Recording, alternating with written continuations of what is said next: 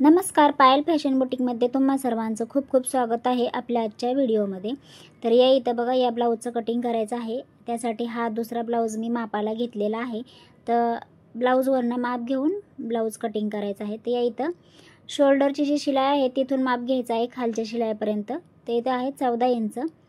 तर 14 इंच आहे तयार उंची।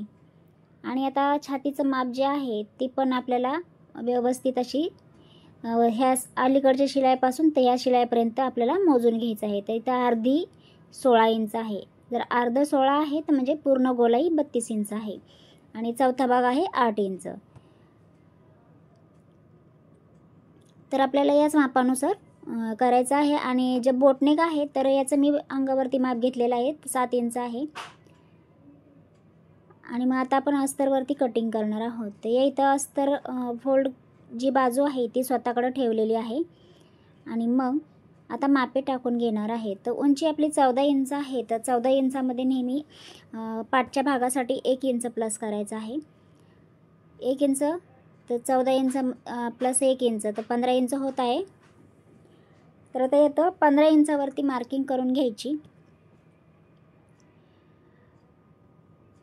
15 इंचावरती मार्किंग केल्यानंतर ना आता शोल्डरचं माप घ्यायचं आहे। तर शोल्डर आहे 7 इंच। 32 इंच छातीसाठी मी शोल्डर 7 इंच घेतलेला आहे। कारण काही लोक 6.5 घेतात, पण काय होतं माहिती का, 6.5 जर घेतलं तर असं ताणल्यागत होतं। ते हात जे आहेत वरती खेचल्यागत होतं, तो एकदम परफेक्ट असा बसत नाही, कारण त्याचा खिचाव येतो त्याला।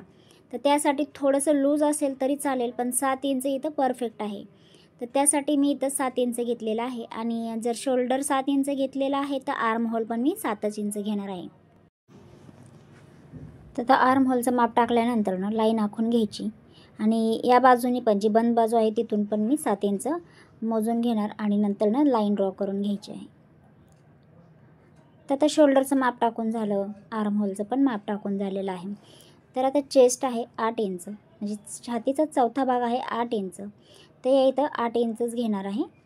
आणि त्याच्यामध्ये जी आपली शिलाई मार्जिन असणार आहे ती तुम्ही तुमच्या चॉईसनुसार 1.5, 2, 1 असं घेऊ शकता। तर इथं कमरेचं माप पण टाकून घेतलं आहे, त्याच्यामध्ये टक्सचं पण मिक्स करून 2 इंच शिलाई मार्जिन मिळून असं मी हे माप घेऊन टाकलेलं आहे। तर आता शोल्डरच्या बाजूने उतार देणार आहे अर्धा इंच। आणि नंतर ना इथं आता जे आर्म होलला आपल्याला गोलाई द्यायची आहे, तर काय करायचं आहे, आपली जी शिलाई आली पाहिजे फिटिंगनुसार, तर त्यासाठी थोडंसं आतमध्ये घ्यायचं। म्हणजे जास्त असं 1.5 इंच असा काही ह्याला शेप द्यायची गरज नाही, कारण छोटी साईजचा ब्लाऊज आहे। तर कारण ही जी शिलाई आहे आपला जे फिटिंगचं माप 8 इंच, ह्याच्यावरती आपली शिलाई बरोबर आली पाहिजे, वर खाली अशी झाली नाही पाहिजे। तर त्यासाठी ते कमीच माप घ्यायचं। आणि परत जे आपला गळा रुंदी आहे ती 3.5 इंच घ्यायची आहे आणि उंची पण 3.5 इंच घ्यायची आहे। 3.5, 4 घेऊ शकता, 4ला पण काही प्रॉब्लेम नसतो। तर इथं 4 इंच घेतल्यानंतर आता काय करणार आहात, आता हे मागची मापं टाकून झालेली आहेत। तर त्याला कट करून घ्यायचा आणि जो उतार आहे आर्म होलच्या साईडचा तर तो नंतर न कट करणार, जेव्हा पुढचा भाग कटिंग करू तर त्याच्यासोबतच ते पण कट करायचं आहे। तर मग आता हे पाठच्या भागाचं आपण कटिंग करून घेतलं, तर आता पुढच्या भागाची कटिंग करायची आहे। खूप सोप्या पद्धतीने सांगत आहे। जर तुम्हाला व्हिडिओ जर आवडत असतील तर नक्की व्हिडिओला लाईक करा। एकदम सोपी पद्धत आहे, जरा पण अवघड नाही। तर या इथं काय करायचं आहे, आता जी उघडी बाजू आहे म्हणजे ओपन साईड आहे, आता पुढे हुक लावणार आहे, तर मग ती ओपन साईड मी स्वतःकडे ठेवणार आणि त्याच्यामध्ये थोडंसं पाव इंच म्हणजे आय हुक पट्टीसाठी ते मी सोडणार आहे। आणि नंतर ना पुढे असा हा मागचा भाग ठेवून आय अशीच मार्किंग करून घ्यायची आहे। ह्याच्यामध्ये काही चेंजेस करायचे नाही, आय अशीच मार्किंग करून घ्यायची। मग नंतर ना पुढच्या भागामध्ये आपल्याला काय काय चेंजेस करायचे आहेत ते मग आपण पाहूया। तर या इथं बघा, मी आय अशीच मार्किंग करून घेतली आणि हा पाठचा भाग आहे ना आता साईडला ठेवूया। त्याच्यानंतर ना आता पाहूया आपल्याला काय काय चेंजेस करायचे आहेत। तर हे मागच्या गळ्याची रुंदी ह्याचं मार्किंग केलं नव्हतं, तर हे असं पद्धतीने मी याला दाब दिला तर ते मार्किंग उठलं। तर इथं परत शोल्डरचं माप मोजून बघायचं व्यवस्थित आहे की नाही, नसेल तर मग आपण त्याच्यामध्ये पुन्हा चेंजेस करायचे। बरोबर लाईन आखून घ्यायची. तर आता हे मापं टाकून झाल्यानंतर आता आपल्याला काय करायचं आहे, आपण याच्यामध्ये किती वाढवणार आहे ते पाहायचं आहे. तर इकडे साईडला आर्महोलच्या साईडला मी फक्त पाऊण इंच वाढवलं आहे, म्हणजे 1 इंचाला 2 लाईन कमी, आणि खालच्या साईडला 1.5 इंच वाढवलं आहे. कारण कमी साईज आहे ना, 32 इंच छातीचा ब्लाऊज आहे, तर 1.5 इंच काफी होतं. तर त्यासाठी जर तुमची साईज मोठी असेल तर तुम्ही 2-2.5 इंच असं वाढवू शकता, कारण पग पण चांगला आला पाहिजे ना कटोरी, तर त्यासाठी. आणि खालच्या साईडला उंचीमध्ये आपल्याला अर्धा इंच वाढवायचं आहे.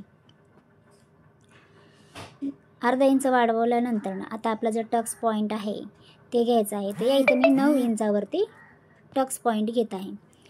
तर 9 इंचावरती टक्स पॉईंट घेतल्यानंतर जर आपल्याला साईडचं मार्किंग किती करायचं आहे ते पाहायचं आहे. जर तुम्हाला नसेल जमत तर तुम्ही जो रेडीमेड ब्लाऊज आहे ते ठेवून बघायचं आहे.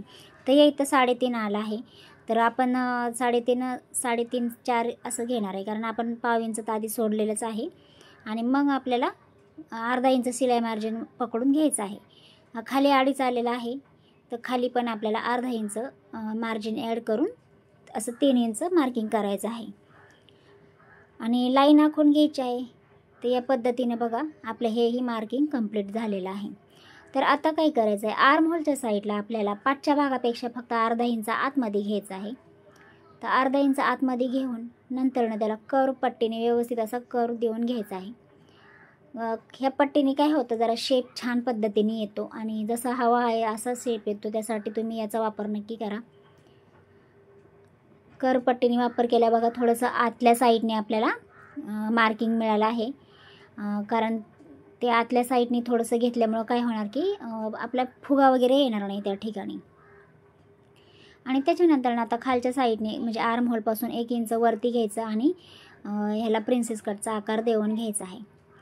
खालच्या बाजूला 1.5 इंच घ्यायचं, 1.5 इंच रुंदी 1.5 इंच उंची अशी घेतलेली आहे. आणि कर्व पट्टीच्या साहाय्याने ह्याला मी पुन्हा मार्किंग करत आहे. तर बघू शकता किती व्यवस्थित असा पफ आपला क्रिएट झालेला आहे. खूप छान असा प्रिन्सेस कटचा आकार आलेला आहे. तर आणि हे आपलं कटिंग होऊन जाणार आहे. तर हे जे आपण 1 इंच साईडला घेतलेलं आहे, म्हणजे पाऊण इंच घेतलेलं आहे, जेवढं आपल्याला शिलाईमध्ये जाणार आहे, तर ते इथं कट होणार ना. मग त्यासाठी आपण ते साईडला एक्स्ट्रा वाढवून घेत असतो, की जेणेकरून आपला पुन्हा कपडा जागची जागेवर आला पाहिजे. आणि 1.5 इंचाचा इथे जे आहे ते साईडला घेतलेलं आहे. तर अशा पद्धतीने आपलं हे कटिंगचं म्हणजे प्रिन्सेस कटचं मार्किंग झालेलं आहे. तर गळा उंची आपल्याला हवी तेवढी आपण घेऊ शकता. तर हे तर मी 5.5-6पर्यंत तुम्ही घेऊ शकता. तर मी 5.5 घेतलेली आहे, 5.5-6 आहे. आणि याला जास्त खोलगट आकार न देता थोडासा बाहेरूनच शेप द्यायचा, म्हणजे जास्त खोलगट नको आहे. आणि नंतर ना आता याचं मार्किंग आपलं कंप्लीट झालेलं आहे. तर याला व्यवस्थित असं गोलाकारमध्ये कटिंग करून घ्यायचं आहे. जर तुमचा जेव्हा तुम्ही शेप देता तर व्यवस्थित नसेल आला तर तुम्ही कटिंग करताना तो व्यवस्थित करून घ्यायचा आहे. तर बघू शकता किती छान असा आपला हा प्रिन्सेस कटची कटिंग तयार झालेली आहे.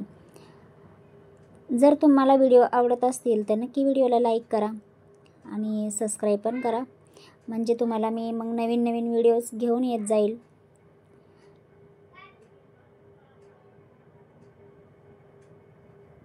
आता हा भाग आपल्याला कट करून काढायचा आहे आणि खूप सुंदर असा याचा ब्लाऊज रेडी होत आहे. शिवल्यानंतर तुम्हाला दाखवेलच मी.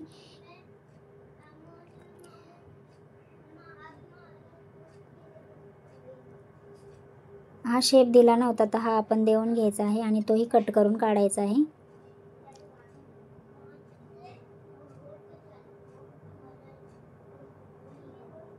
तर याचा ब्लाऊजचे डिझाईन पण मी तुमच्यासोबत शेअर करणार आहे. खूप छान अशी याची डिझाईन आहे.